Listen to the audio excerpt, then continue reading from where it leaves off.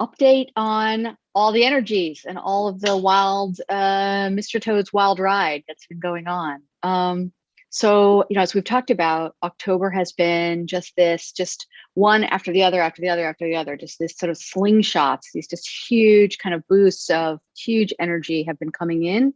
And we've been, kind of buoyed up by that and lifted up by that and impacted by that.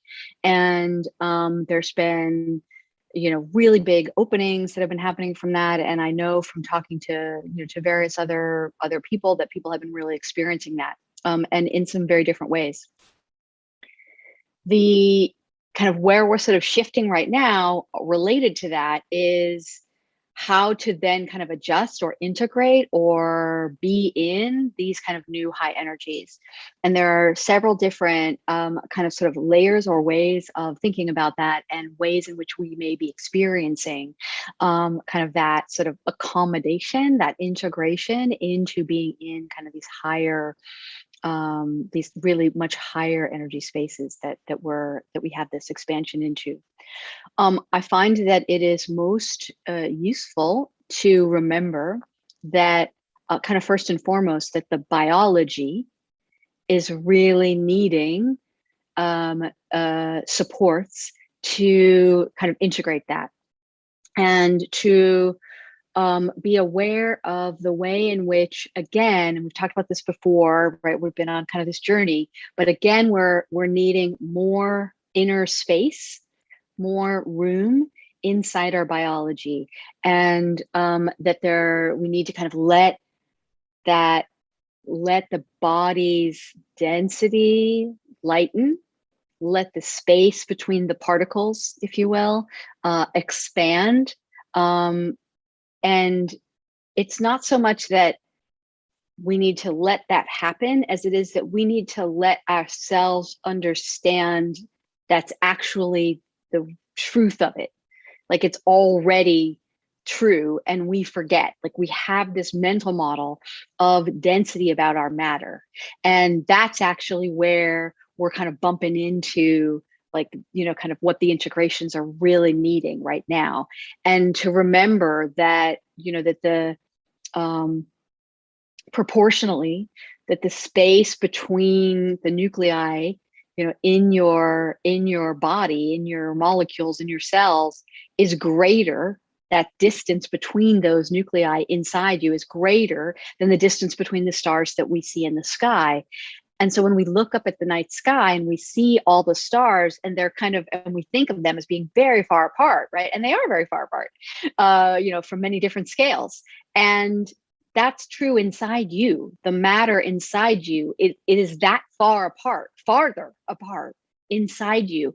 And so to really kind of come into the body, into that awareness, and help kind of the mind and the mental model, the awake, aware consciousness, to engage in a new level with that space that's inside, is really the most supportive thing that we can be doing for ourselves right now, to allow kind of this integration to occur, and to just really revel in all that space inside. And this very important for kind of like the next piece that I'm going to share. So all that space inside, part of my kind of cosmic galactic family here in human form, a kind of galactic brother, if you will, he had shared with me this imagery that I thought was really lovely, really effective around this, of like a fishing net. And like a fish, like if you think about a fishing net, you can kind of hold it up big and wide, and a fishing net that would be used for very big fish would have a lot of space in it, right? And the ropes, are tied together at these little kind of knot points throughout the net. And those kind of net points, if you will, those little knot points, I think of as sort of like the particles in you, right?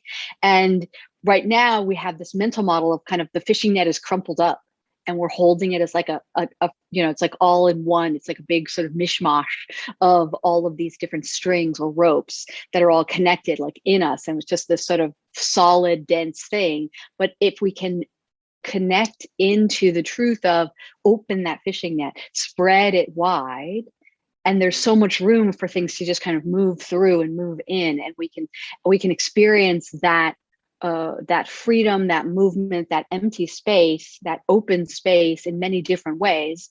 One of the ways that we can experience that is that there's room for the energies that are coming in to move through very easily and gracefully, and that any impacts of energies that we're experiencing around us or in, you know, humanity or the collective as well, or people around us or places and experiences that we're in that may be impacting us in various ways, those also can kind of just move in and through very quickly.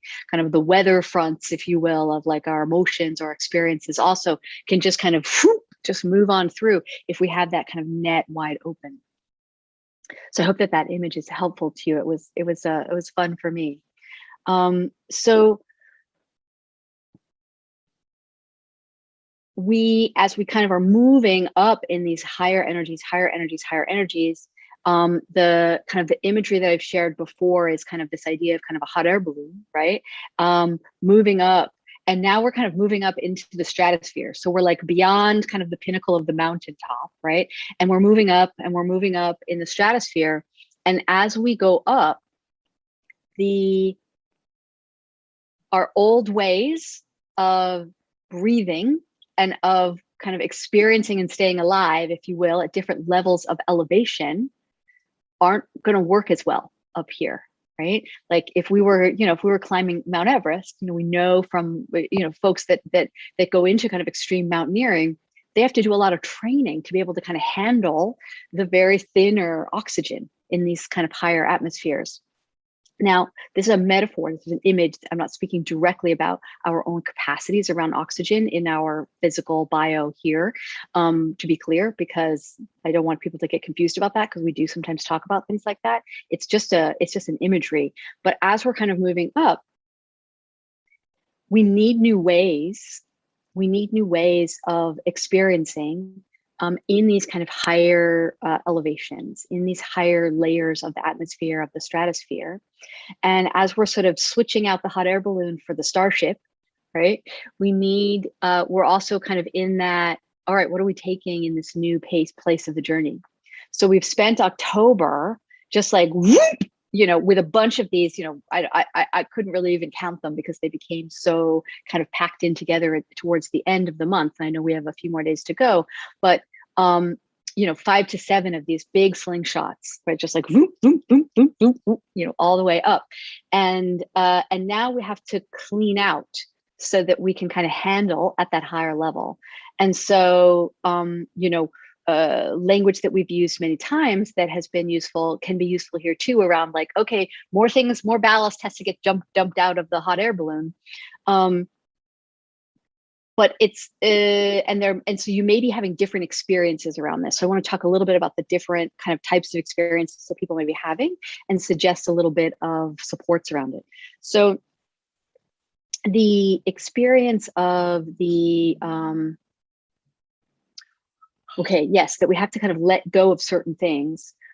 We can think of this as sort of shedding density, shedding weight, right? That kind of like, what are the carry-on bags that I'm allowed to take in this next phase? It's like, as I move from the hot air balloon into the starship, like, oh, whoops, nope, can't bring that bag. Nope, can't bring that bag. That's certainly something that we're used to working with. And so we can use and leverage that experience that we've had here as well. And it may not always be that there's quote unquote work to do around that. It may just simply be that we're having the experiences of kind of little, no, I don't want to say it that way. Sorry. Words. Oh, words are so hard. Words are so linear. Okay. So there's the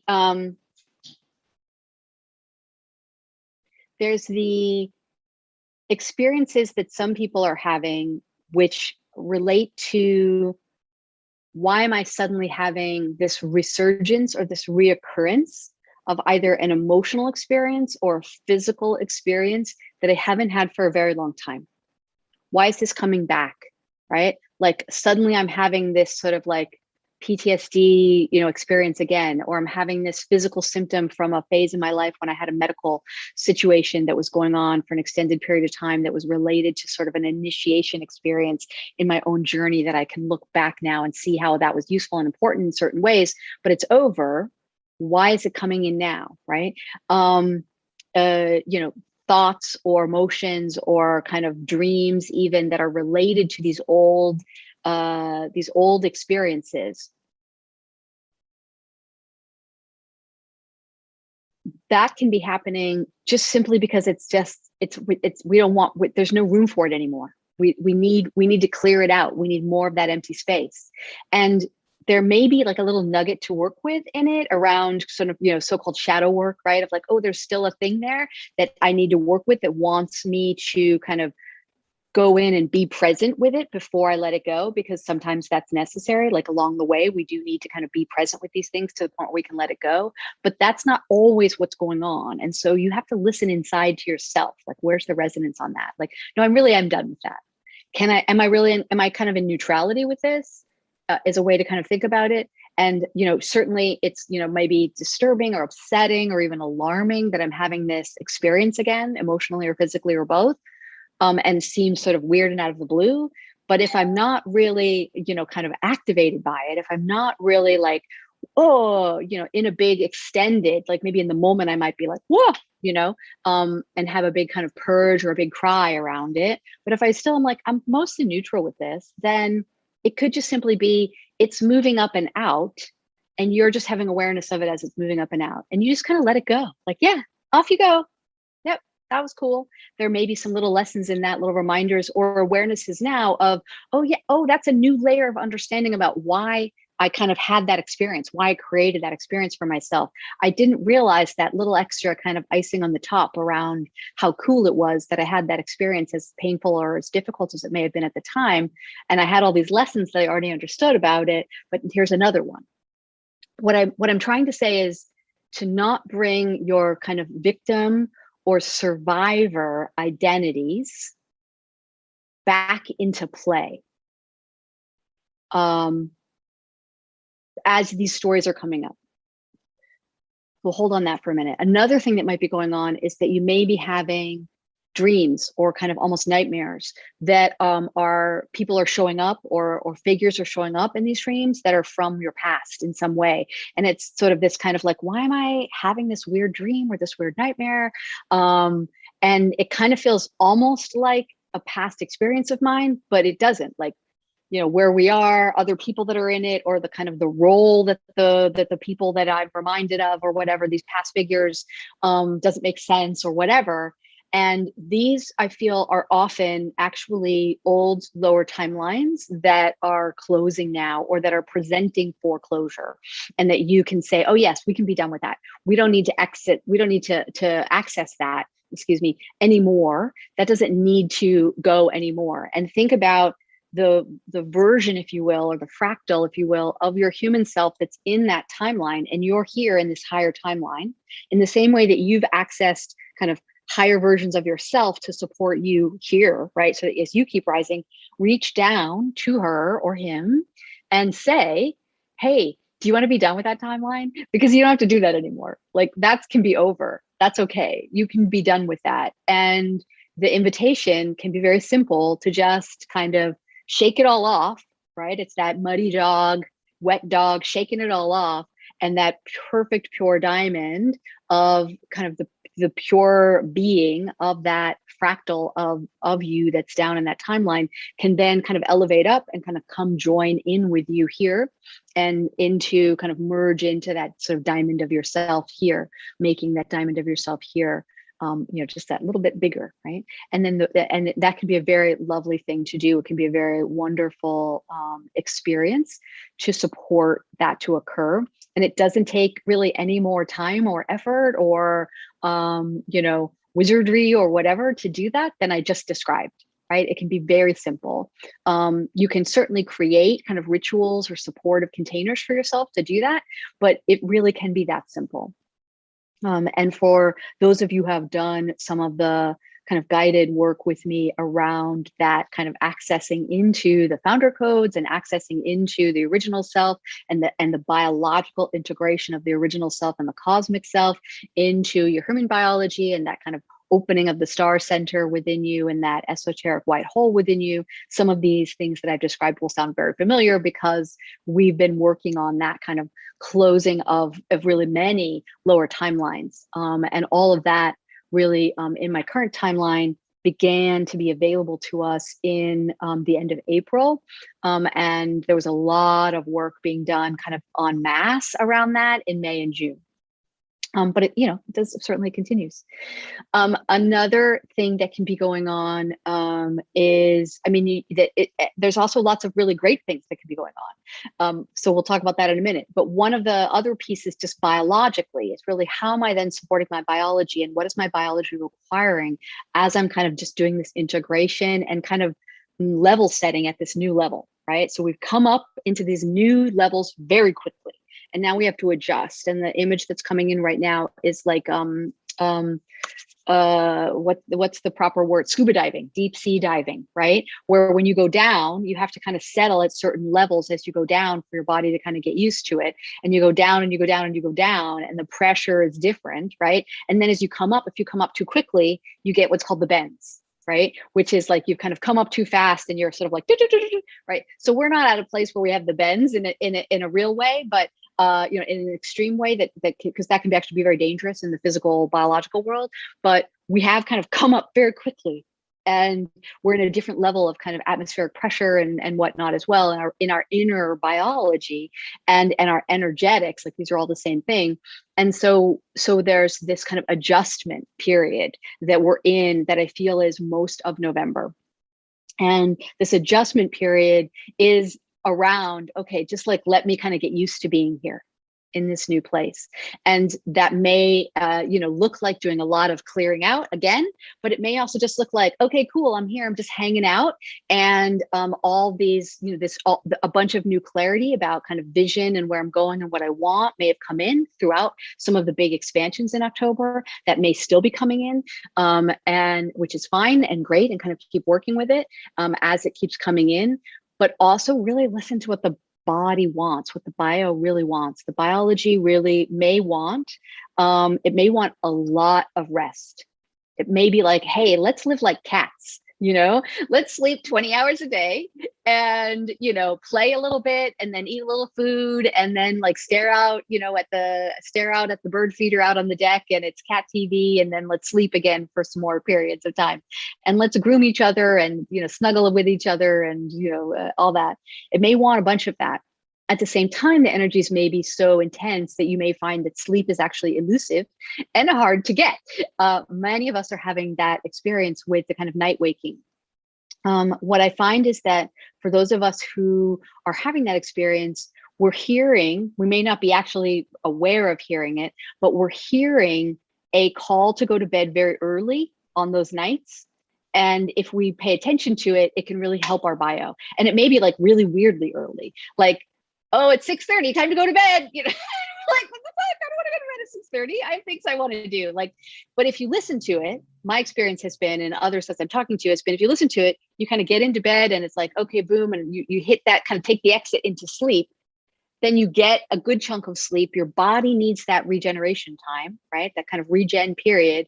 And then when we hit 1 o'clock in the morning and the energy are so intense and you're kind of, it's like you already know that's going to happen. And so you're setting yourself up to have a good chunk of sleep ahead of time when you're giving yourself that little, your cosmic self essentially is giving your human self that little, hey, let's go to sleep now. Let's do that. Because we know this is going to happen. And we're going to wake up at 1 and at 2 and at 3, or we're going to wake up at 1 and stay awake until 4, and we're going to be like on fire. Often that's another piece of the biology experience that many are having as they're integrating the energies, is to wake up in the early morning hours and just be in just huge heat, just like the body is in so much heat.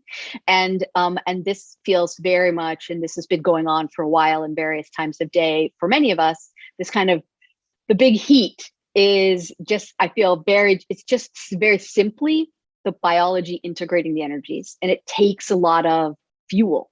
And so that leads to another thing, is that you may have phases or little periods where your body's suddenly like, must have fuel.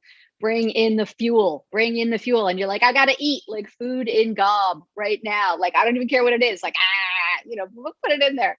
So it's very useful if you have any of these experiences, to make sure that you kind of keep on hand some good healthy foods that are easy to eat quickly, because like pre-prepared meals or something like that, or just like easy things that you can grab.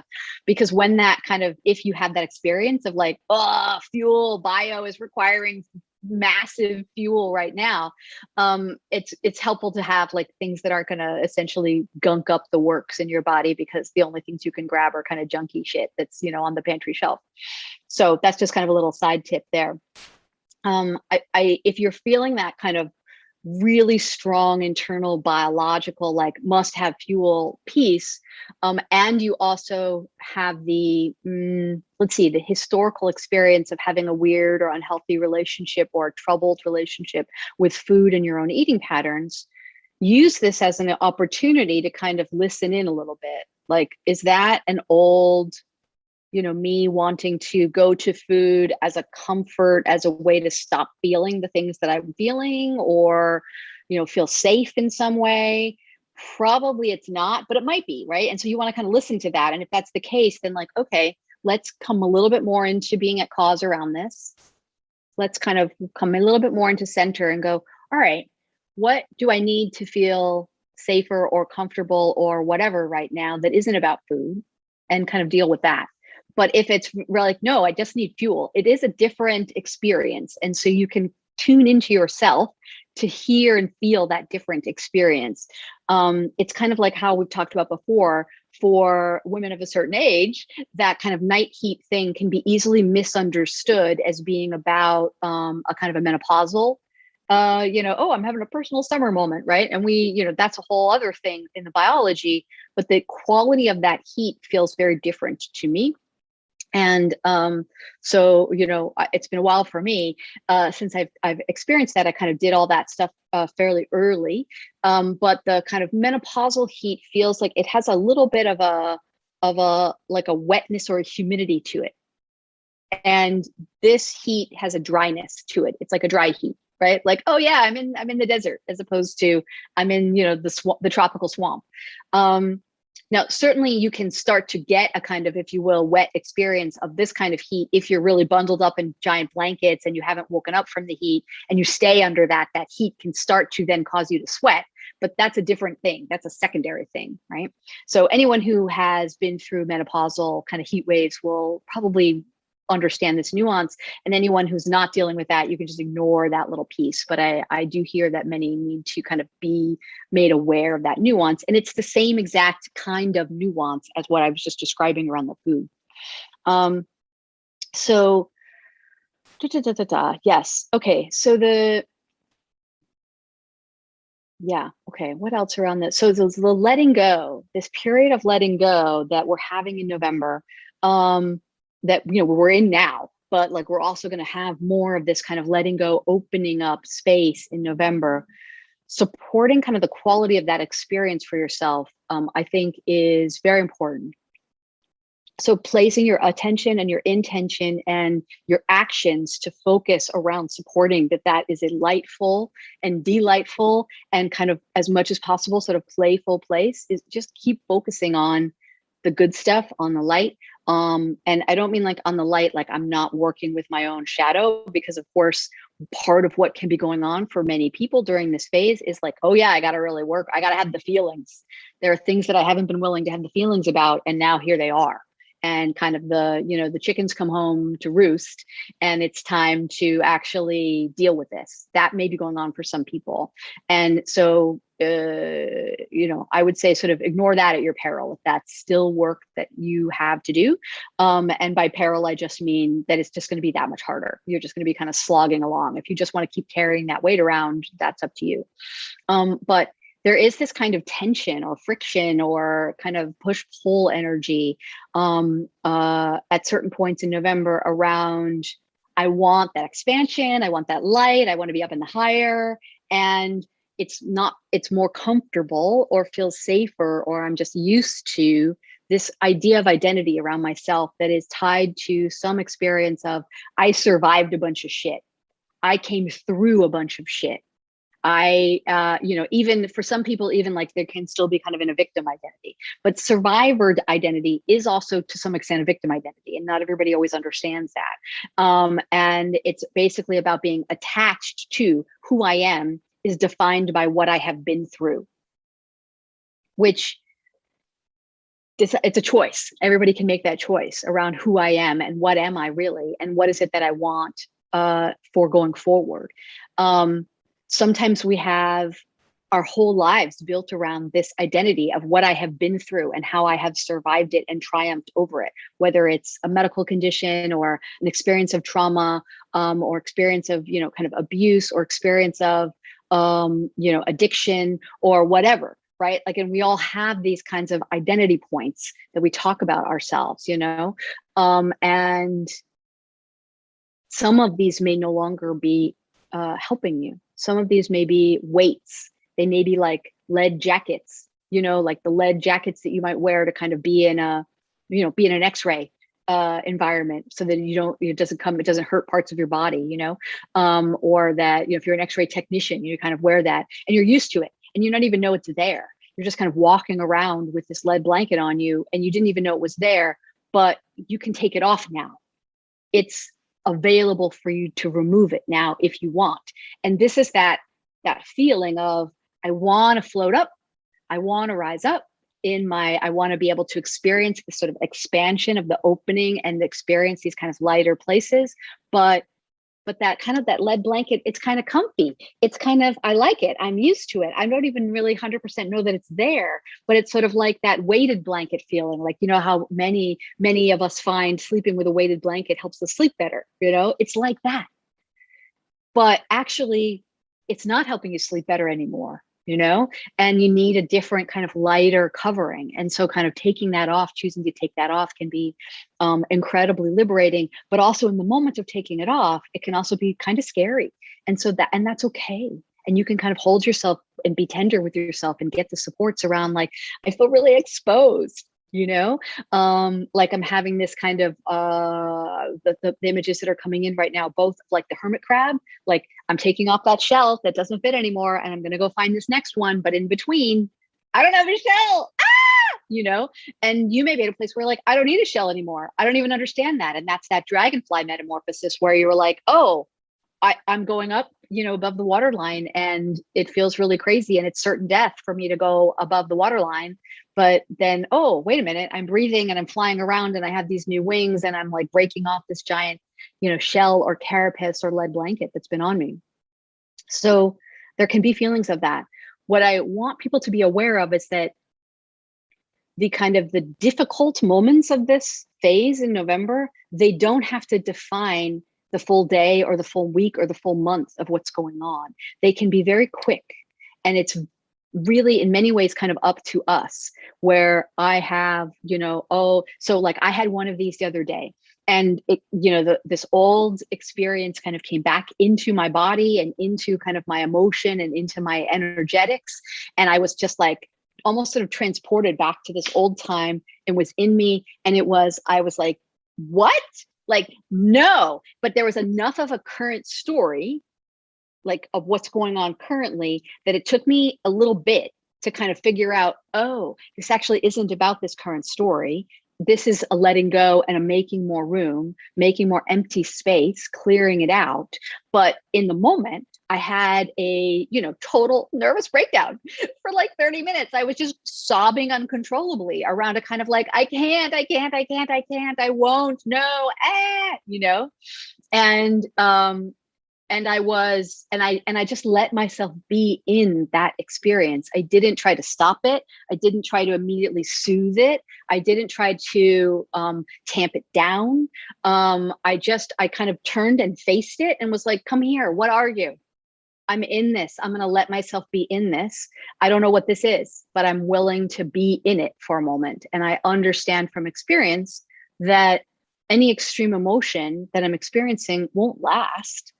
And it doesn't run me. and I've done enough of that kind of shadow work, if you will, of like letting myself have those experiences back in the day where I know that the body actually can't hold that extreme, you know, when it feels like if I start crying, I'll never stop. If I start yelling, I'll break the entire world, you know, those kinds of things.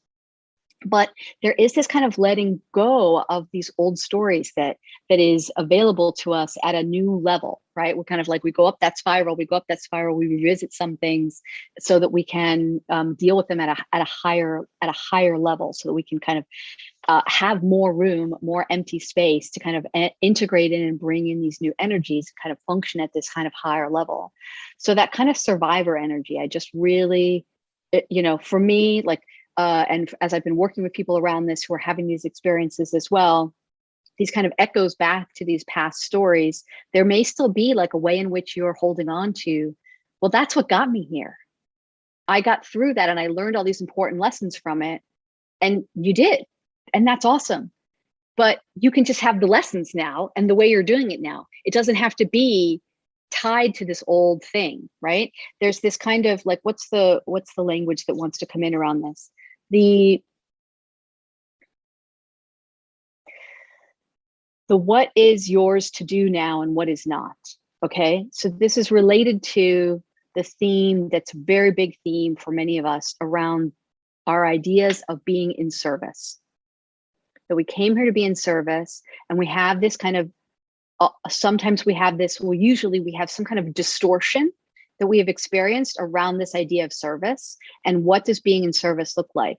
And so part of what wants to be let go is it isn't actually yours to do this kind of service anymore. And that in many ways, the way in which you've been doing that type of service may not be helping in the way that you thought it was helping for the others that you're, you know, that we can be talking about, whether this is in personal relationships or professional relationships, it doesn't matter, you know, or even energetically, like work that you've been doing to kind of help with the collective in some way. There may be elements of that work that doesn't need to be done anymore, or at least doesn't need to be done by you anymore. And there may be others coming in who are ready to do the next version of that work. And you're going over here to do this next version of what you're going to be doing. But if you hold on to that old way and that old sort of sense of, no, this is how I do my service, that's for me to do, then a couple of things occur. One, you're kind of jammed up in your own energy. You're not making that space. You're not moving up. You're not probably effectively helping, if you will, in the way that you maybe did in the past. Like, I'm not saying that it's always been kind of incorrect. It just is unaligned now, right? And so you're not actually having the positive impact that you want per se, and you're cluttering that space for the beings who are ready to rise up and start doing that. And it's sort of like when you stay in a job too long, you know, and you're like, I'm in this job too long and people below me can't move up into it. And I don't really like it anymore, but I'm still stuck here and I can't imagine doing anything else. And I'm just going to sit here and sort of block the space, and nobody gets to go in the space because I'm blocking it because I'm still attached to it. So for those of you who are really kind of thinking about this from a deeply esoteric perspective around like my energetic work, and that may be part of your identity too, right? Like, oh, I'm here as a starseeder or a light worker or whatever to do this certain thing energetically. Okay, great. Well, maybe there's a new version of that, or a new iteration of that, or a new low place or type or form of that. But if you're feeling a sort of a friction or a weight or a burden around how you're, have been recently kind of feeling you're doing that, instead of it being like a lightful thing, then that's a clue. Oh, I'm having some resentment, right? And resentment is our boundaries wishing we would say no, right? And that can be true at these very esoteric levels as much as it can be way down in the mundane where we're like, my mother-in-law is driving me crazy, No, nothing against mothers-in-laws, but it just that's what's just coming in. So from wanting you to just really pay as much attention to what delights you, what lights you up, what lifts you up, what brings you up, and doing that in the day-to-day, in the moment-to-moment as much as possible is going to just continue to help you kind of keep on moving more easily and with more grace and ease into the next kind of open space within you, biologically and esoterically. As you know, then there's, when you make the room inside, then the cool things that have been starting to come in for you, and that kind of came in and are maybe just sort of hovering, waiting to come into you through these big October big waves and slingshots that we've been having. You need to have room, right? Like, oh, I've got all this amazing new furniture and style that I want to decorate inside my home, but I have all this shit in here still. Like, get it out, get it all out, so that then only the good stuff can, this next wave that can come in. You know, it's like, oh, my way that I used to decorate, I always had like gray and pink, and those were my favorite colors, and now I just really want blue and green. So get it out, get it out, get it out. So, you know, get everything out. Okay, so just a little kind of, for some people I know really like kind of dates and astrology types of ways of thinking about things. We do have some interesting things going on. So we have a lot of this kind of energetic stuff is happening now, but then there is on the 4th of November, an interesting new moon energy, which connects to a lunar eclipse energy on November 19th. And so there's a kind of a cycle that's occurring between those two moon phases that is a very interesting, related to some of these things that we're talking about. But then we also, you know, it's eclipse season. So we have this lunar eclipse on 11/19, and then we have this solar eclipse on December 3rd. And there's just lots of kind of new energies and upgrades, you know, that want to come in closer in. They're here. Like, they came in and they want to get integrated, if you will. And so you may experience it as like, oh, it just became newly available to me. That would really be because I made room for it. I emptied out the space for it, to kind of integrate these energies, to integrate these kind of timeline shifts and activations and whatnot. Let's see. So with the other thing to be aware of, that's just kind of a fun thing, the December 3rd solar eclipse. This kind of ties back to, energetically, it can be fun to kind of look back to June 2020, which feels like a bunch of different lifetimes ago now, but it really isn't that long ago, technically speaking. But you might find it fun to kind of look back to like what was happening then, and if there's a kind of a string attaching June 2020 with this December 3rd solar eclipse. Like, what does that string feel like energetically, and what are some things that have occurred along the way? That could be a fun and interesting thing. Another kind of marker along the way in there would have been the lunar eclipse on May 26th of this year. Just kind of a fun thing to be able to think about. And also the lunar eclipse that's earlier on November 19th. Sorry for not staying perfectly chronological as I'm talking about this. The November 19th lunar eclipse also kind of begins a specific 2-year cycle that runs through October 2023. That's kind of an interesting little piece as well. It just can be useful to be aware of that if you enjoy those kinds of things to think about. I don't have any I'm not given specific, like, oh, these are things you need to think about, because actually it's not useful to kind of focus the mental model right now on trying to control and project, this is what that 2-year cycle is going to look like. That's not helpful. What we really want to be doing right now, as much as possible, is if we can kind of be in that highest light as possible, and whatever we're thinking about creating and imagining and designing for our own futures or for the futures of the world, and whatever work that we're doing to kind of call in and craft our personal legacy, if you will, which is, you know, one aspect of kind of the work that I do with some of you, is that we want it to really be on that kind of that highest beautiful timeline, and to remember what a powerful creator you are.